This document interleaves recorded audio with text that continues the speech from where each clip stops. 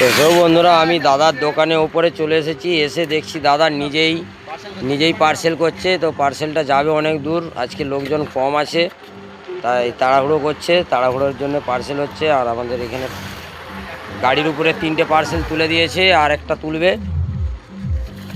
আর ছোটুদা পাচ্ছেই নি সোজা হতে, আর মনসাদা একটু শরীরটা খারাপের জন্য সেও পাচ্ছে নি। তাই তো নাকি ছোটুদা? হ্যাঁ, ও, আজকে মুডটা তোমার এরকম অফ কেন গো? হ্যাঁ, মুড সবসময় অফ থাকে।